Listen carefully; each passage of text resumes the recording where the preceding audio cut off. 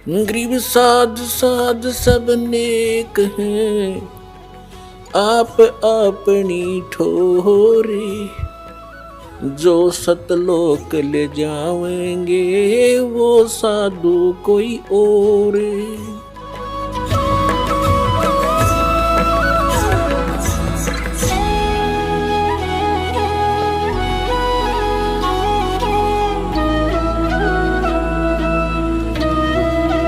प्रसंग चल रहा है, भगवान ने आकर बताया है कि पर भी लेन जात है दुनिया, हमरा ज्ञान किने ना सुनिया।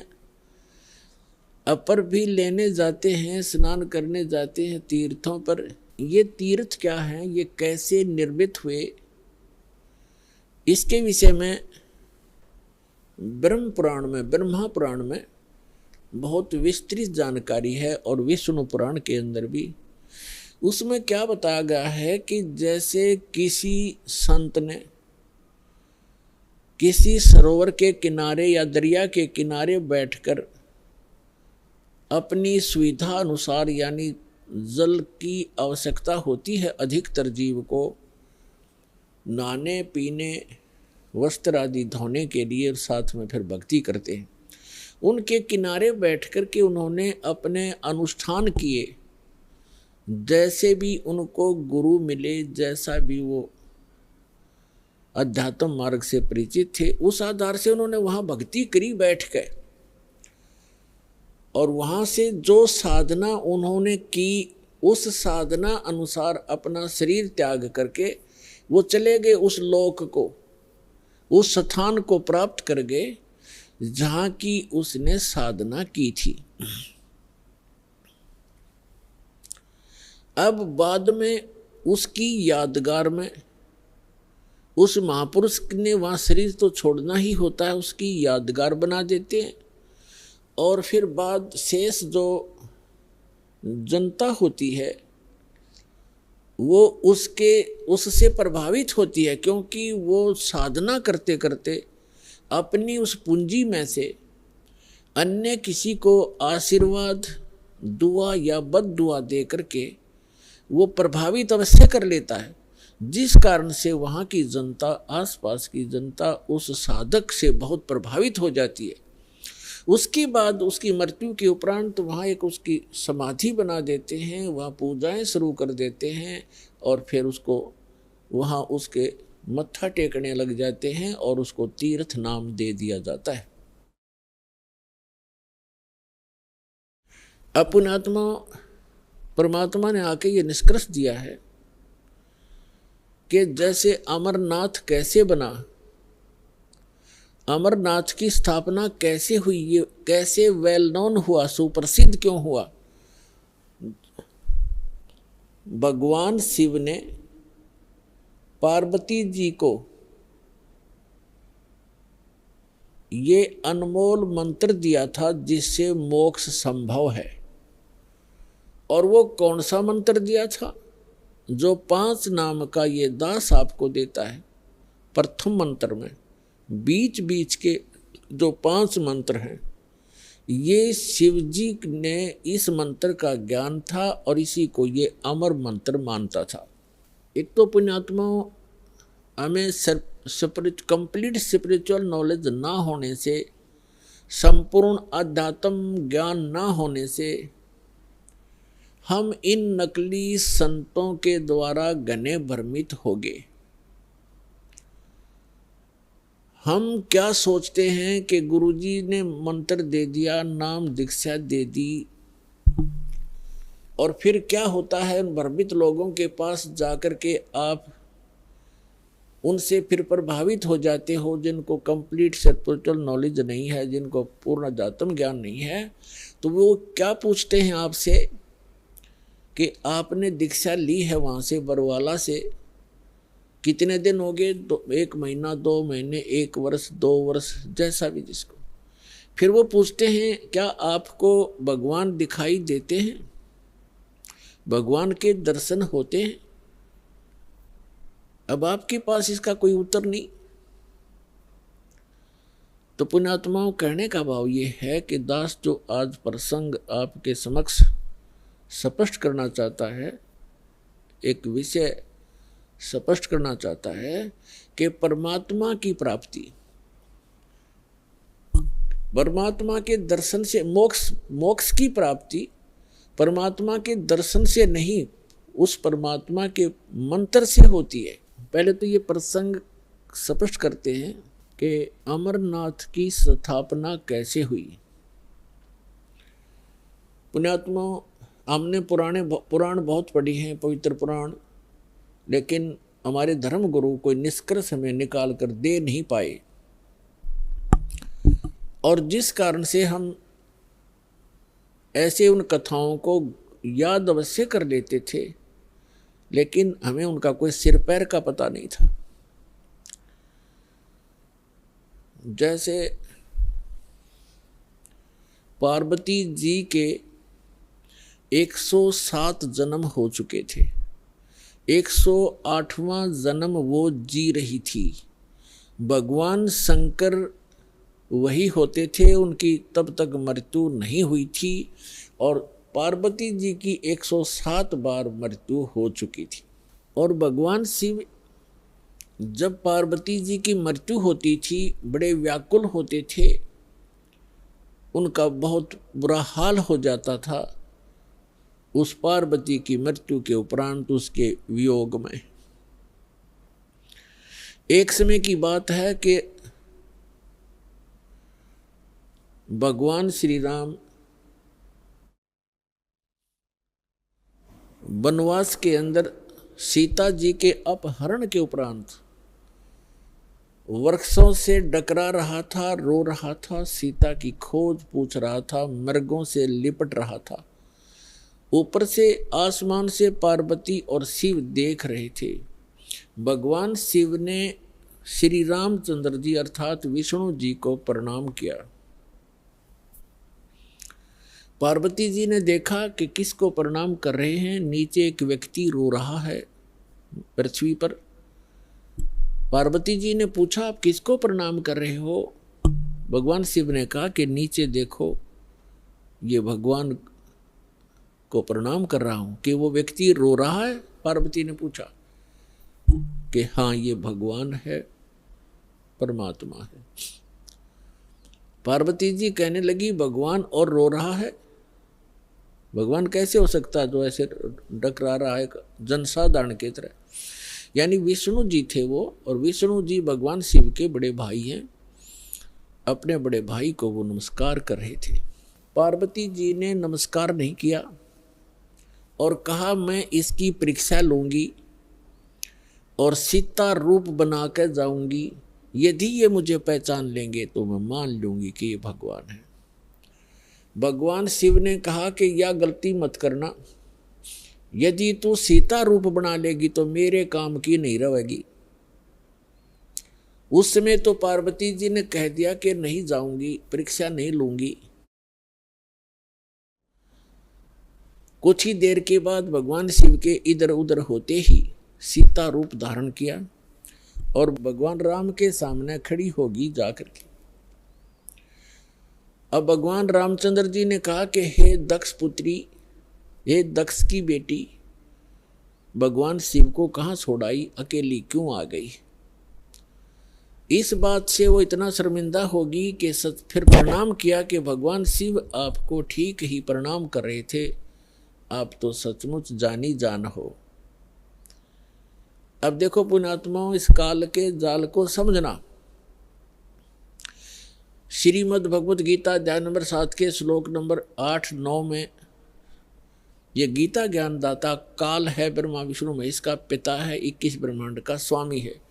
ये कहता है कि जितने भी मेरे अंतर्गत प्राणी हैं, चाहे वो ब्रह्मा है, चाहे विष्णु है, चाहे शिव जी है, चाहे शंकर है, चाहे राम और कृष्ण है, उन्हीं के, तो इन सभी जीवों की बुद्धि मेरे हाथ में है, मेरे कंट्रोल में है। इनका सब बलवानों का बल मैं हूँ, सब बुद्धि सब की बुद्धि मैं हूँ, यानी मेरे हाथ में है। अब देखो, इस काल ने उस समय तो भगवान श्री राम की बुद्धि ऑन कर दी, जिस समय पार्वती को पहचान लिया कि सीता नहीं है तू। और उधर से अपनी पत्नी का पता नहीं उसको, उसने कौन उठा ले गया, तो खाक जानी जान था यो। तो ये सब खेल इस काल के हाथ में है। जैसे जब महाभारत का युद्ध करवाना था उस समय अर्जुन में ताकत दे दी, एक कब मारा था तीर 20 में का निकल जा था, नरसंहार करवा दिया, उसका बैड अकाउंट बनवा दिया। फिर वही अर्जुन जिस समय भगवान श्री कृष्ण जी की मृत्यु हो गई थी और सभी यादव भगवान श्री कृष्ण का पूरा कुल आपस में लड़का मर गया था, कत्लेआम कर दिया था। 56 करोड़ यादव दुर्वासा जी के श्राप से आपस में लड़ मरे थे। कोई नर यादव शेष नहीं था उस द्वारकापुरी में, कैर टूट गया। उस समय श्री कृष्ण जी के आदेश अनुसार अर्जुन उन गोपियों को, वहाँ की सभी औरतों को लेकर वापस आ रहा था इंद्रप्रस्थ। रास्ते में वही धनुष जिससे महाभारत का युद्ध जीता था, वही धनुष उनके साथ था।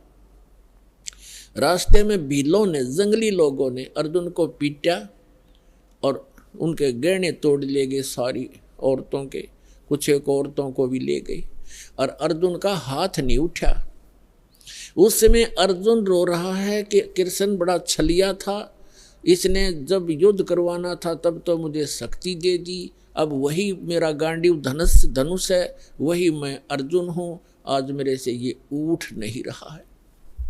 तो यहाँ परमात्मा कहते हैं, भोले आदमियों तुम कहते हैं मूल लहे ना मूर्खा गिनते हैं क्यों डारे, मूल लहे ना मूर्खा, ये गिनते हैं क्यों डारे, कि तुम इस जड़ से परिचित नहीं हो। इस सारे एपिसोड का जो भी महाभारत वगैरह हुए हैं, इसकी मूल कौन था? ये काल था। ये काल है, जब इसने अपना उल्लू सीधा करवाना तो पावर दे देता है, जब उसकी ब्रेन मट्टी होनी है छोड़ देता बाढ़ में जाओ। तो अर्जुन खड़ा खड़ा पिट रहा है। तो कहने का भाव ये है कि अब एक ही आज के सत्संग में आपको काल का बहुत सा जाल समझ में आओगा, और जिन पूजाओं को हम किया करते थे वो भी एक काल जाल ही आपको स्पष्ट होगा। अब क्या हुआ, पार्वती जी वापस आ गई कैलाश पर्वत पर अपने महल में। उधर से भगवान शिव की बुद्धि खोल दी काल ने, और उसके मन में ये पक्का हो गया कि यह अवश्य परीक्षा लेकर आई है।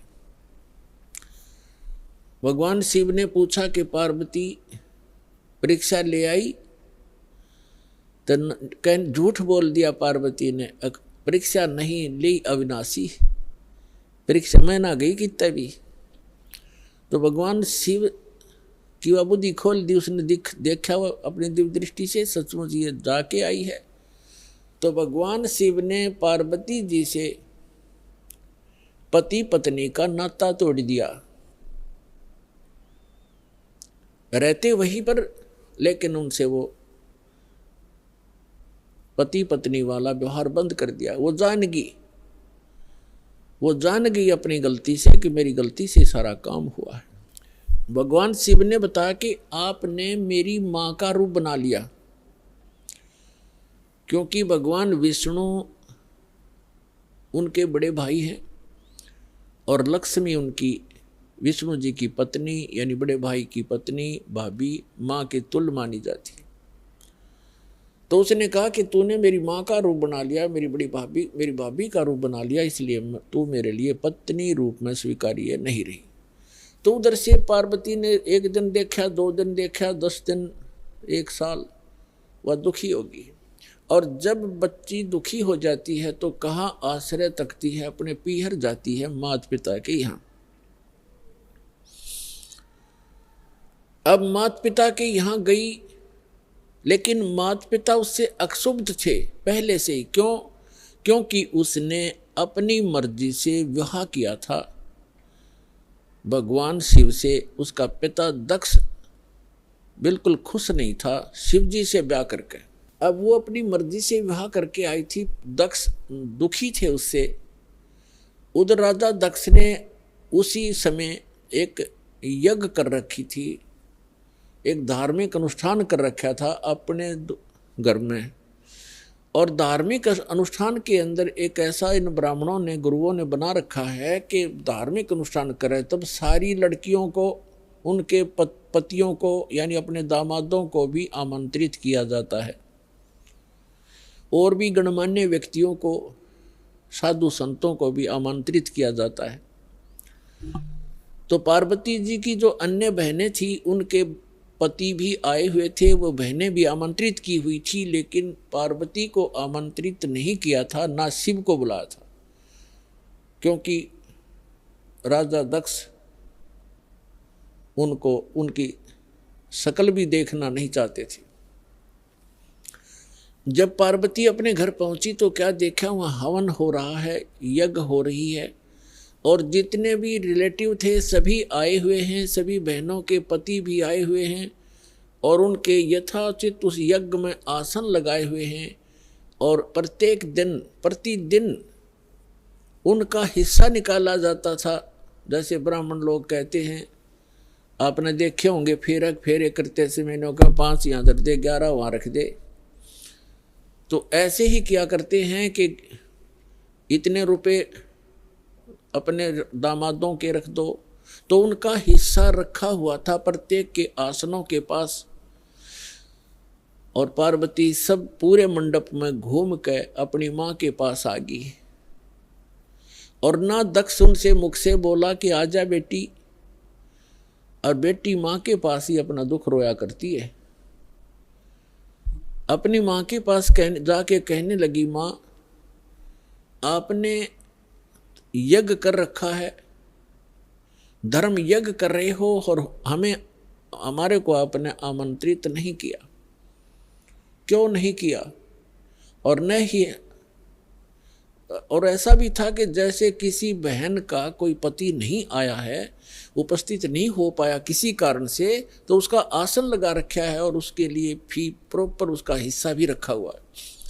तो पार्वती जी ने कहा अपनी माँ से कि आपने ना तो अपने दामाद को आमंत्रित किया, ना मुझे किया, ना उसका आसन लगा रखा है, ऐसा भेदभाव तुमने क्यों किया हमारे से? तब माँ ने कहा कि बेटी, ना तो तू मानती मेरी बात, ना तेरा पिता मानता, तूने भी अपनी मर्जी से ब्याह किया था, इससे तेरा पिता क्षुब्ध है, और ये इस कारण से तुम्हें बुलाया नहीं। तो पार्वती जी ने अपने पिता से प्रश्न किया कि आपने न तो अपना दामाद बुलाया, ना मुझे आमंत्रित किया, क्या मैं आपकी बेटी नहीं? तो दक्ष ने कहा कि मैं ना तेरी सूरत देखना चाहता हूँ, और ना उस सर्प लपेटे हुए व्यक्ति को बुलाकर अपनी बेइज्जती करवाना चाहता हूँ, और आपको किसने बुलाया? यहाँ पर आप जा सकती हैं। इस अपमान को वो पार्वती सहन नहीं कर सकी, और एक बहुत बड़ा हवन कुंड बना रखा था को 7-8 फुट नीचा, और उसमें ये, क्योंकि राजा का यज्ञ ब्राह्मण ने कुंड से अपने घर से डालना था कि घेर कर लकड़ और सोवा बरबर कड़छे घेरे पूरे लोटे के लोटे, और डीक पड़े हवन की। तो पार्वती ने कहा कि मैं करवाती हूँ तेरा यज्ञ संपूर्ण। ऐसा क्षुब्ध हुई, इतना गुस्सा मान के, और हवन कुंड में छलांग लगा कर जल गई।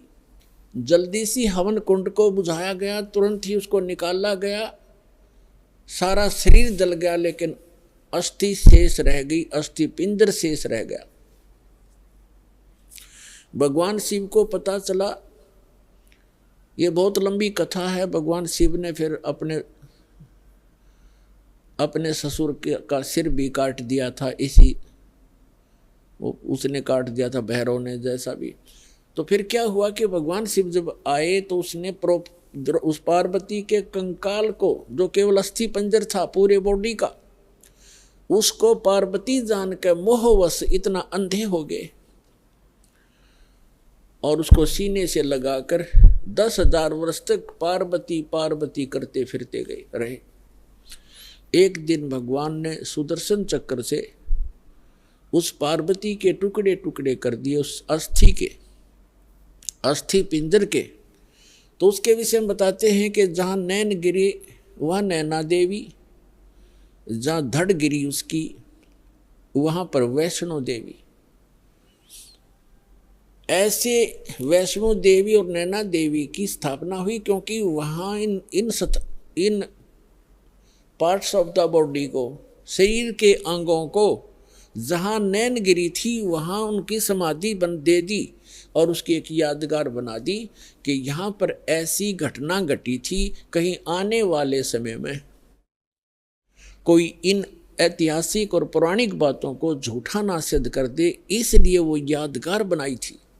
और आज वहाँ पूजाएं शुरू होगी। ऐसी जहाँ धड़ गिरा था वहाँ पर वैष्णो देवी बना दी, एक यादगार बना दी और उसको मंदिर का रूप दे दिया, जैसे कि आने वाले समय में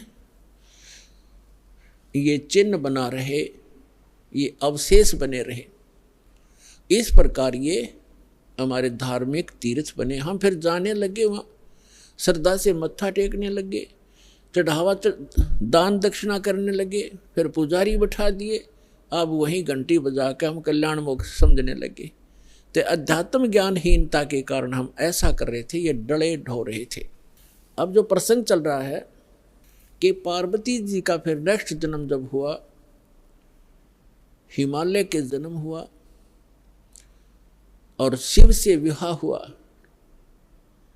और भगवान शिव क्या करते थे कि जितनी बार भी पार्वती की मृत्यु हुई, उनके कंकाल को यानी रूंड को, इस हड्डी के सिर के ऊपरले हिस्से को वो निकाल लेते थे और उसको एक धागे में डाल करके रखते थे, ताकि वो गिनती करते थे कि कितनी बार इसकी मृत्यु होगी। 107 कंकाल सिर के भगवान शिव ने टांग रखे थे डोरी में, रस्सी में। और पार्वती पूछा करती थी कि ये क्या है, तो शिव जी टाल मटोल कर दिया करते थे कि ये मेरा कुछ अपना अनुष्ठान है, तू मत बोल। भगवान शिव ने बहुत बार पार्वती जी से कहा था कि आप भक्ति किया करो, देखो मैं भी करता हूं। तो पार्वती जी कहा करती थी कि मुझे तो भगवान मिल गए हैं, आप देवों के देव महादेव हो, मुझे क्या जरूरत है भक्ति करने की। भगवान शिव बहुत समझाया करते थे कि जीव को भक्ति अवश्य करनी चाहिए, साधना करनी चाहिए, उस परमात्मा की भक्ति करो। लेकिन पार्वती का गला या बात उतरा नहीं करती। पुण्यात्माओं, जिस प्राणी को सुख गणा है वो सुख इस प्राणी का महादुश्मन है। कबीर साहब कहते हैं, सुख के माथे पत्थर पड़ो जिसते नाम हृदय ते जावे, और बलिहारी व दुख के जो पल पल नाम रटावे। तो पार्वती को इतना सुख था, सभी देवी देव हाथ जोड़ा करते थे और सर्व ऐश्वर्य उपलब्ध थे, तो उसने क्या जरूरत थी भक्ति करने की। तो इसलिए भगवान शिव के पास जो मंत्र था वो स्वयं जाप करते थे, वो पार्वती जी को मंत्र बताया नहीं। एक दिन भगवान शिव सैर सपट्टे को गए हुए थे बाहर, पीछे से नारद जी आ गए और नारद जी बोले कि हे माता, आप जन्म और मरण के दुख को सहन कर रही हो और आपके घर में एक ऐसी अनमोल वस्तु है जिसके सेवन करने से आपका ये जन्म और मृत्यु मिट सकता है। तो पार्वती जी ने पूछा कि भाई नारद, ऐसी कौन सी वस्तु है, मुझे तो मालूम नहीं। उस नारद जी ने बताया कि आप भगवान शिव के पास एक मंत्र है, अमर मंत्र, और वो किसी को नहीं बताते और स्वयं मंत्र का जाप करते हैं, जिस कारण से वो अमर हैं।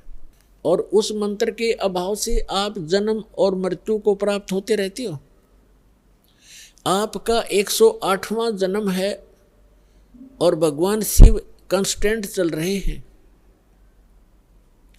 और ये जितने भी ये कंकाल टंगे हुए हैं सिर के, रूंड तेरे, ये आपके हैं।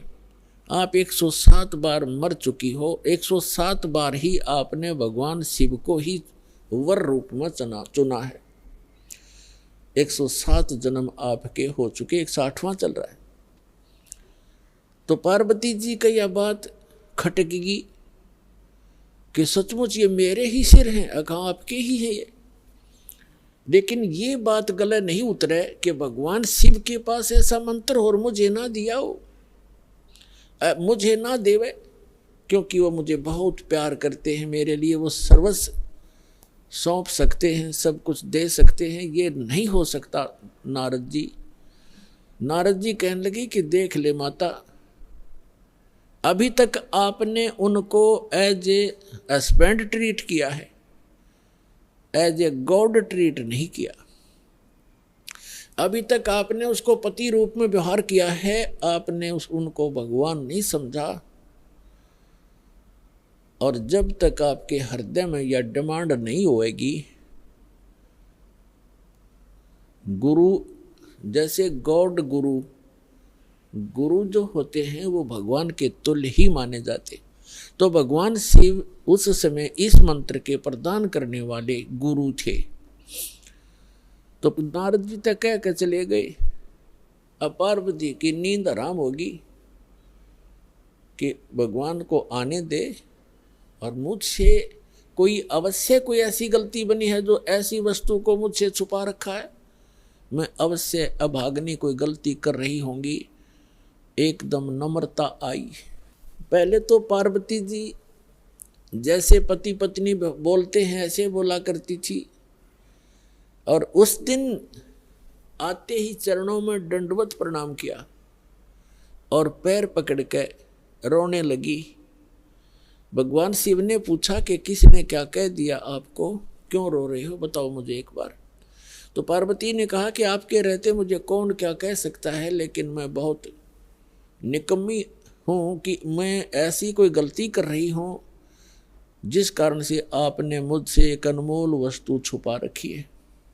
और मैं तो बालक हूँ, आप तो भगवान हो, बालकों की गलतियाँ माफ़ किया करते, मैं तो बालिका हूँ आपके सामने, और मुझे क्षमा करो, मुझसे कोई ऐसी गलती हुई। आपके पास एक अमोघ मंत्र है जिससे मेरा कल्याण हो सकता है। और तब भगवान शिव ने पूछा, भगवान शिव ने सोचा आज या कौन सा स्टेशन पकड़ेगी, या तो कदे भी इस बात के निकट भी नहीं थी, ना ऐसा मैंने कदे भाव देखा, ऐसी विनम्र नहीं देखी। तब उसने कहा कि तुझे कौन ऐसा भगवान मिल गया जो तेरी बुद्धि बदल दी।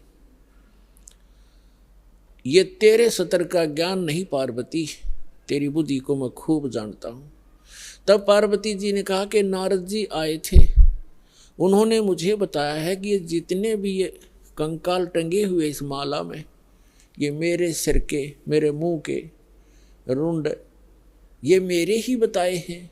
मैं 107 बार मर चुकी हूँ और आपको ही पति बनाया है मैंने। हे भगवान, क्या मैं मरती थी, आप मुझे कितना प्यार करते हो, और ये जब मैं मरती थी तो क्या आपको दुख नहीं होता था, और फिर भी आपने मुझे वह वस्तु नहीं दी जिससे मैं आपके जीवन तक तो जीवित रह सकती थी, इस मंत्र से ऐसा बताया है। तब भगवान शिव ने कहा कि सचमुच ये सब सिर तेरे ही हैं और गिनती के लिए रखे हुए हैं ताकि तेरी बुद्धि ठिकाने आ जा, इसलिए रखे। और ये दिन आ गया आज। तो परमात्मा ने, भगवान शिव ने कहा कि आज तक मैं तेरी मृत्यु के उपरांत मैं कितना दुखी हुआ करता, वो तो मेरा मन जाने। जैसे उन्होंने बताया कि एक बार राजा दक्ष के यहाँ तू मृत्यु को प्राप्त हुई थी, और तेरे उस अस्थि पिंजर को लिए मैं 10,000 वर्ष तक सीने से लगाए फिरा करता। मैं इतना पागल की तरह तेरे ऊपर आसक्त था, तेरे वियोग में मैं इतना दुखी होता था, और फिर भी मैं आपको, पार्वती ने कहा कि फिर भी आपने मुझे ये मंत्र क्यों नहीं दिया जिससे मैं मरती नहीं और आपके साथ ही रहती। तब भगवान शिव ने कहा कि ये मंत्र ऐसे नहीं दिया जा सकता, जब तक जिज्ञासा प्रबल ना हो इस मंत्र के बताने का कोई लाभ नहीं बताने वाले को, बल्कि पाप ही लगता है। अब जैसे एक सीप होती है जिससे मोती बनते हैं, सीप जिससे मोती बनते हैं। एक जीव होता है समुद्र में, उसका ऊपर का जो बॉडी होता है वो बहुत सख्त होता है और छोटा सा सीप होता है, और वो जिस समय समुद्र के अंदर एक ऐसा वातावरण बनता है उसको प्यास लगती है और वो समुद्र के जल को ग्रहण नहीं करती, वो ऊपर आ जाती है सतह पर, पानी के ऊपर की सतह पर। और जब स्वाति नक्षत्र में, स्वाति नक्षत्र की ऊपर से कोई बूंद आसमान से उसके मुख पर गिर जाती है उस समय, तो उस बूंद से जब मुंह खुला हो सीप का, उसकी डिमांड होती है उस बूंद की, आसमान के पानी की बूंद की, और उसमें मुंह खुला हो और उसमें वर्षा हो रही हो, तो मुंह खुले हुए पर एक ही बूंद पर्याप्त है उसमें मोती बनाने के लिए, और मुंह खुला ना हो और सीप बेसिक ऊपर सतह पर जल के ऊपर घूम रही हो, चाहे सारा सामन बरस जा, उस मोती नहीं बन सकता क्योंकि उसका मुंह खुला नहीं है।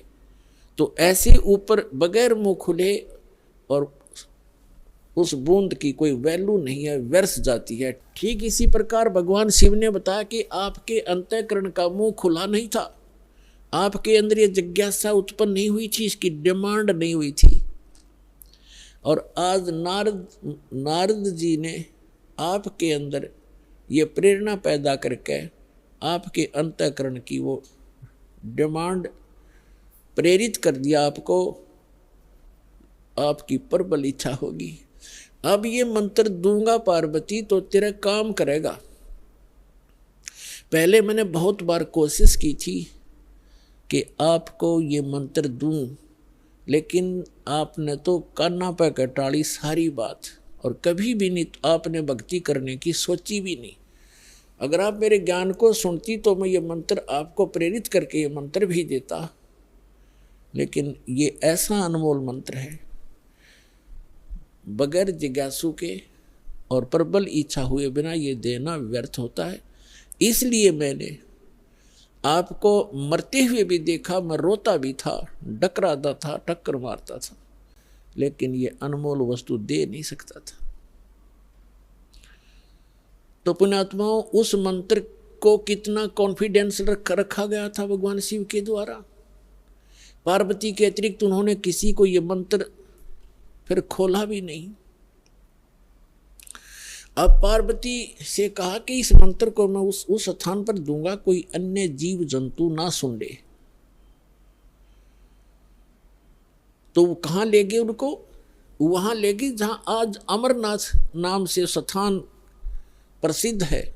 वहां एक उस स्थान पर एक सूखा वृक्ष था, सूखा वृक्ष खड़ा था, उसके पत्ते नहीं थे, टहनी अवश्य खड़ी थी, पत्तों रहित सूखी, और उसकी एक खोगड़ माने वृक्ष के अंदर एक उसके तने में एक सुराख बन जाता अपने आप ही कुदरती, और उसमें एक मादा तोते ने अंडे दे रखे थे, उत्पन्न कर रखे थे।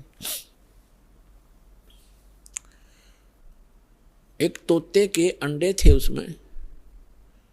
तो भगवान शिव ने देखा कि आसपास, क्योंकि अगर कोई हरे वृक्ष के नीचे बैठते हैं तो कोई ना कोई पक्षी भी आकर बैठ सकता था, दिखाई नहीं देता, इसलिए ऐसे सूखे वृक्ष के नीचे बैठे जाकर कि कोई पक्षी भी निकट आवेगा तो पता लग जाएगा। तो उससे पहले भगवान शिव ने अपने दोनों हाथों को ऐसे जोर से बजाया 3 बार, और इतना भयंकर नाद हुआ, आसपास के पक्षी और पशु सैकड़ों किलोमीटर दूर उड़कर चले गए, इतने भयभीत हो गए। और जो अंडे थे वो भी बच्चे बनकर उड़ गए। एक अंडा वो खराब था, डिफेक्टिव था, वो वहां रह गया। अब पुण्यात्मा देखना, ये है कंप्लीट स्पिरिचुअल नॉलेज ये संपूर्ण अध्यात्म ज्ञान है। अब आप देखते हो जैसे अस्थि उठाते हैं, अस्थि फूल उठाते हैं, जो हार्ड जीव के, मनुष्य के, स्त्री या पुरुष के जला दिए जाते हैं, शरीर को अंतिम संस्कार कर दिया जाता है शरीर का, उसके बाद उसके कुछ कण हड्डियों के बच जाते हैं, उनको फूल बोलते हैं, अस्थि बोलते हैं। उनको वहाँ से उठाया जाता है उस राख से, और कहाँ डाल के आते हैं? गंगा में, दरिया में। क्यों डालते हैं? ये तो एक बहकाने वाली बात है कि वहाँ गति करवाने जाते हैं। मरने के बाद जीव चला गया जहाँ जाना था, उन हड्डियों के कहीं फेंकने से, दरिया में डालने से गति होती है। उसका मूल उद्देश्य ये है कि जैसे हम जिस बॉडी में रहे हैं, ये शरीर हमने सबसे प्रिय है। इंसान कोई रोगी हो जाता है, रोग भयंकर होता है, उसमें बहुत इलाज करवाना पड़ता है, तो अपने मकान और ज़मीन को भी बेचकर इस शरीर को सुरक्षित रखना चाहता है। ये कितना प्रिय होता है। और इसको छोड़कर जब ये प्राणी जाता है, पहले ये ऊपर ले जाया जाता है, वहाँ तपस्शिला पर इसको भूना जाता है, इसके अंदर से गंध निकाल कर फिर इस जीव को फेंक दिया जाता है। ये आकाश मार्ग से आकर धर्मराज के दरबार में पंक्ति में खड़ा हो जाता है। इस प्रोसेस में इसको 10-12 दिन लग जाते हैं। इसलिए 13वें दिन ये वापस आ जाता है जहाँ इसने गधा बनना है, कुत्ता बनना, सूर बनना है या भूत बनना है, उस लाइन में फिर लग जाता है। तो ये प्रेत बन जाते हैं अधिकतर। भूत पूज कर भूत बनेंगे, तो हम सब भूतों की पूजा ही करते थे। तो प्रेत बनकर आता है कहाँ? अपने घर में। घर से फिर अपने शरीर को खोजता है, मेरा शरीर कहाँ, उसमें प्रवेश करूं। फिर वो वहाँ से चलता चलता जाता है, क्योंकि एक फिल्म सी बनी होती है, वो फिर वहाँ जाता है जहाँ उसका अंतिम संस्कार किया होता है। तो वहाँ अगर वो अस्थि नहीं उठाई जाती है तो वो जीव उन अस्थियों को चिपक जाता, मेरी है, ये मेरी है, उनका चिपका रहता वहाँ पर। और उन्होंने, जिन गुरुओं को ज्ञान तो था नहीं, उन्होंने सोचा कि ये अस्थि अगर यहाँ से उठा कर और कहीं फेंक आवें, दरिया में डाल दें, तो ये उस प्रेत का हाथ ना लगे, वो यहाँ चिपक कर ना बैठे इन शमशान घाट में, यहाँ गांव में ना रहे, कहीं और चला जा। इसलिए उसको उठाकर उनकी अस्थियों को जल प्रवाह कर देते हैं। वहाँ डालने के बाद फिर इसको पता ही नहीं लगता वो कहाँ गई। इनका ये उद्देश्य होता है कि वो वहाँ से जगह छोड़ जावे, उनकी खोज में उड़ा गंगा किनारे धक्के खाता रहे।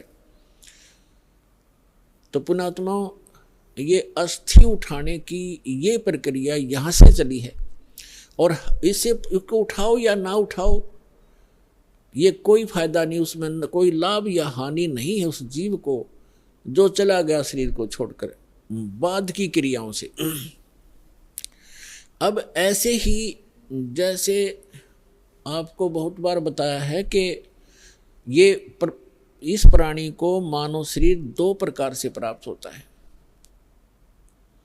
एक तो 84 लाख योनियों को भोग गए, एक टर्न वाइज एक मानव शरीर कंपल्सरी प्राप्त होता है। और दूसरे प्रकार का वो होता है जो शुभ संस्कारों से लगातार भी कई मनुष्य जीवन आपके पूर्व जन्म के पुण्य संस्कारों से हो जाते हैं।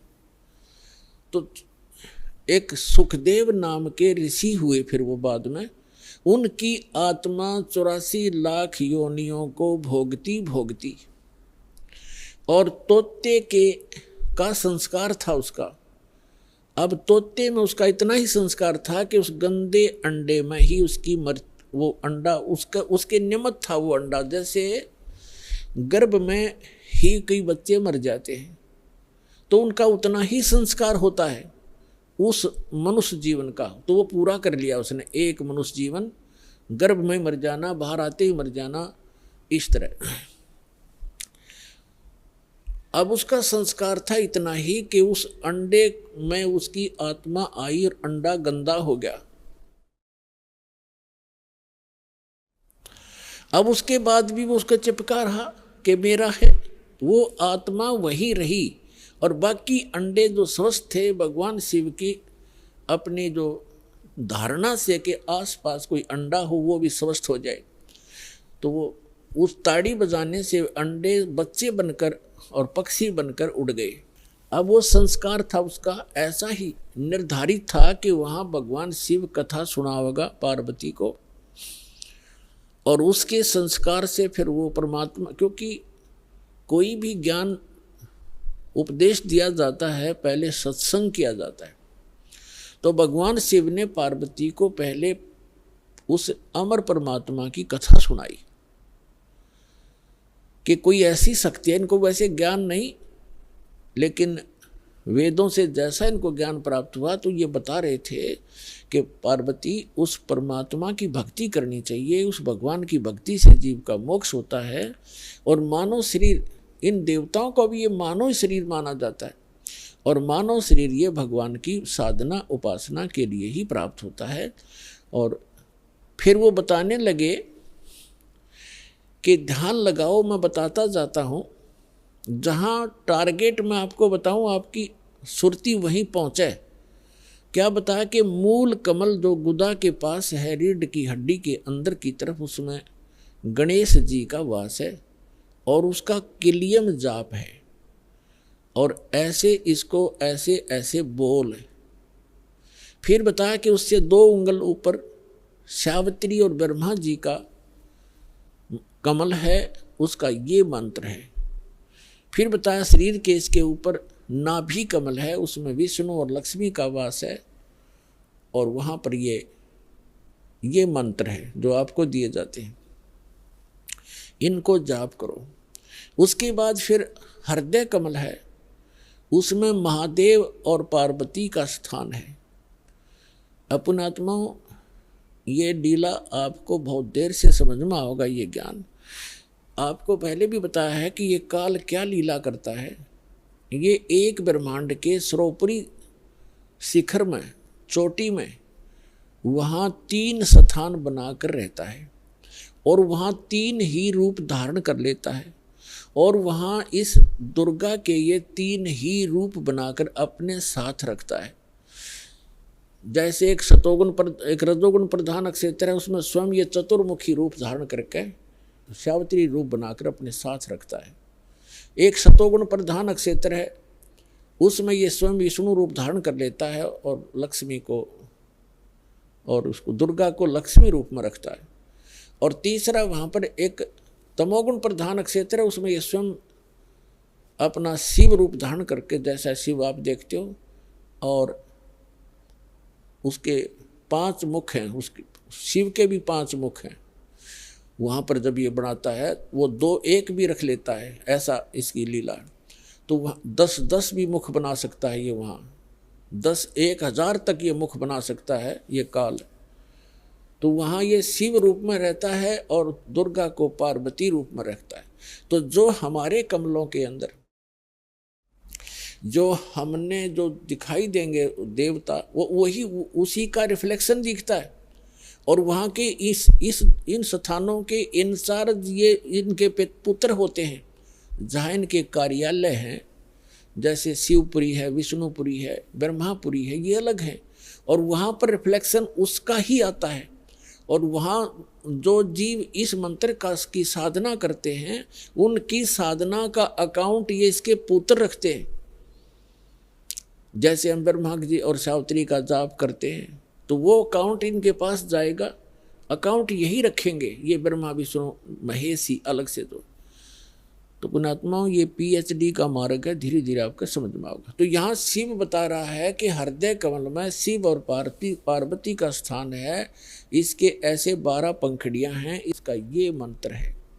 फिर कंठ कमल में देख, ये दुर्गा का स्थान है, और इसमें इतने कमल हैं, 16 पंखुड़ी हैं, और इसका ये मंत्र है।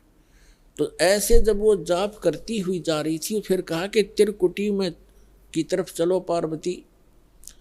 अब जो ही वो ऊपर को उठी, यहाँ से समाधिस्थ हो गई वो, क्योंकि पुण्यात्माएं जो होती हैं उनका शरीर एक बहुत कोमल होता है, उनमें इतने विकार नहीं होते जैसे हम कलयुग में आ गए। सतयुग में क्या था? सतयुग में प्रत्येक व्यक्ति कोई भी था, जन साधारण भी और ब्राह्मण गुरु भी, उनकी समाधि तुरंत लग जाया करती थी, क्योंकि शरीर इतना पिछले पुनः संस्कारों से इतना कोमल होता था, इतना स्वच्छ होता था, अंदर से सब नसें सब वो उनका साफ होता था, बहुत आसानी से समाधि लग जाती थी। तो ऐसी वो देव स्वरूप शरीर था पार्वती का, तो स्वयं उनका एकदम समाधि लग गई। वो अंदर सुरती उसकी कमलों में चली गई और उन कमलों में घुसकर वो नज़ारा देखने लगी। अब जैसे पुण्यात्माओं, आप सिनेमा देखने जाते थे पहले, अब तो नहीं देखेंगे हम, पहले सिनेमा देखने जाते थे 3 घंटे, 3 घंटे का न्यू पता नहीं चला था किस में गए, क्योंकि कभी कुछ देख रहे हैं, कभी कुछ देख रहे हैं, कभी कुछ देख रहे हैं। 1 सेकंड में वो होया पावा था, खत्म होगी भाई। और बस स्टैंड पे बस की इंतजार कर ले, 10 मिनट में 20 बार उठेगा, 10 बार बैठेगा, आई किसी आई। तो इस तरह हम जो समाधिस्थ ऋषि होते थे, इनकी काल रोल मारा करता, इन्हें मूर्ख बनाया करता। जैसे किसी भी एक कमल में ये प्रवेश कर गए, एक कमल जैसे टीवी चैनल में कोई चैनल ऑन कर लिया और उसमें जो भी नज़ारे हैं वो यहाँ से बिल्कुल हटकर हैं, और वो ऐसे दृश्य हैं यो मन देखता देखता दंग रह जाता है, इसको पता नहीं चलता कितना समय बीत गया। तो इस प्रकार वो काफ़ी समय तक ये नज़ारे देखा करते, मोक्ष नहीं हुआ इनका। तो जो दास आपको कंसेप्ट क्लियर करने जा रहा है, इस प्रकार पार्वती का कोई चैनल ऑन हो गया और उस चैनल में वह घुस गई, लागी सिनेमा देखने। अब जब सुरती चली जाती है दूर तो आभास शरीर को नहीं होता। जैसे हमने कई बार देखा कि बातें कर रहे होते हैं बस स्टैंड पर, और कुछ जो हमें नहीं ज़रूरत जिन व्हीकलों की, जैसे हम इंतज़ार कर रहे हैं बस की, अरे कोई ट्रक आ गया और उसके हमारे पास से गुजर गया हॉर्न देता हुआ, हमें पता भी नहीं वो हॉर्न कब देकर बजा के चला गया।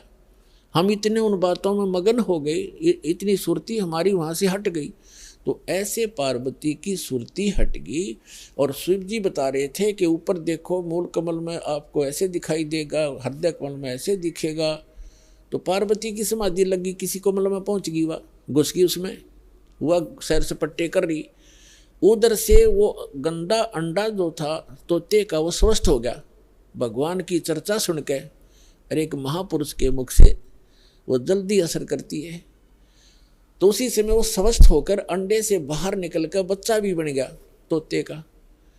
और वो तोता फिर भगवान शिव बता रहे हैं कि ये मंत्र जाप करो, इसको ऐसे ऐसे जाप करो, किलियम जपो गौरा, सुन मंडल में पहुँचा बोरा। इस पर काफ़ी लंबा प्रकरण है, फिर बताएंगे।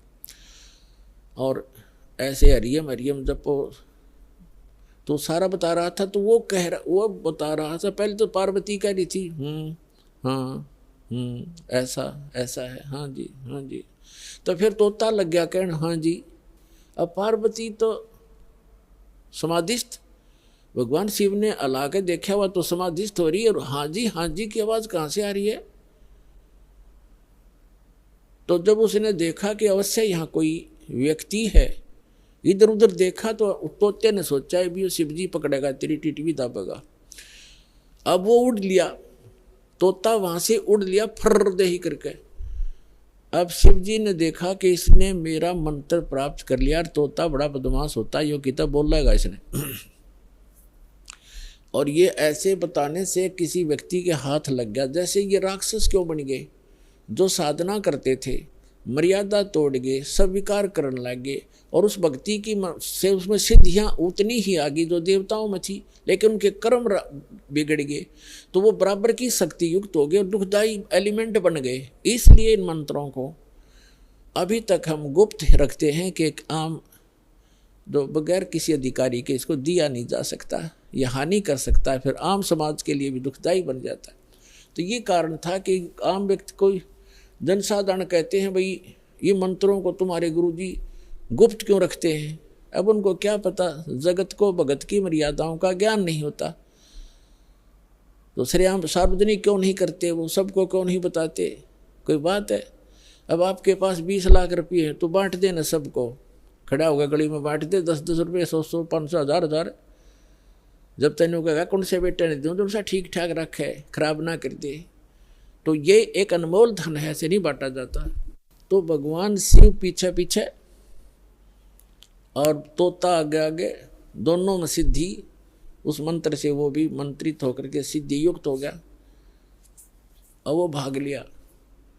आगे तोते का शरीर छोड़कर वेद व्यास की पत्नी ने जमाई ली, उसके माध्यम से वो सूक्ष्म रूप से गर्भ में पहुंच गया। और जब उनका मिलन हुआ पति पत्नी का, तो उस समय उसने उसमें बॉडी धारण कर ली वेद व्यास और उसकी पत्नी से, और गर्भ में रहा। तो भगवान शिव आए पीछे पीछे और कहा कि पार्वती, वो व्यास की पत्नी, तेरे पेट में मेरे ज्ञान का चोर है, मैं इसे मारूंगा। तो उसने कहा कि क्यों मारोगे, क्या गुस्ताखी कर दी, यदि कोई जीव, मुझे तो मालूम नहीं, आप तो अंतर्यामी हैं भगवान, आपने को पता होगा, क्या बात होगी कि इसने मेरा अमर मंत्र चुरा लिया, सुन लिया और ये अमर हो गया, और कहीं ये किसी और को बताओगा, इसलिए मैं इसने खत्म करूंगा, मारूंगा। तो व्यास की पत्नी कहने लगी, बोले नाथ, एक तरफ तो आप कहते हो ये अमर हो गया, अमर हो गया तो आप मारोगे कैसे इसको? तो शिव जी वहां से आ गया, भाई बात तो ठीक है, गर्भ में ऐसे साधक को हानि नहीं पहुंचा सकता, जो पूर्व जन्म के कुछ संस्कारी होते हैं वो गर्भपात से मरण नहीं होता उनका। और फिर व्यास जी और उसकी पत्नी भी साधक थे, तो साधक को कोई भी देव जो हानि नहीं पहुंचा सकता। तो भगवान शिव वापस आ गया। अब कहने का भाव ये है दास का कि पार्वती जी को वो मंत्र मिला भगवान शिव से, कहाँ, जहाँ पर आज हम एक अमरनाथ का मंदिर मानते हैं, अमरनाथ मानते हैं, और वहाँ अपने कल्याण के लिए हम वहाँ दर्शनार्थ जाते हैं कि हमारा मोक्ष हो जाएगा। अमरनाथ पर जाने से नहीं, अपने आत्माओं वो मंत्र से मोक्ष हुआ पार्वती का, उस अमरनाथ से नहीं। अमरनाथ एक स्थान है जहाँ पार्वती जी को वो अनमोल मंत्र प्राप्त हुआ था। अब इस दास के पास वो कंप्लीट स्पिरिचुअल नॉलेज है, वो अमर मंत्र है। ये अमर मंत्र जो भगवान शिव ने पार्वती जी को दिया, ये तो इतना अमर है, जब तक शिव रहेगा पार्वती की मृत्यु पुनः नहीं होगी, और एक दिन पार्वती भी मरेगी, शिव भी मरेंगे, ये अविनाशी नहीं है। गीता के यथार्थ विश्लेषण की जानकारी के लिए पढ़ें पुस्तक गीता तेरा ज्ञानामृत।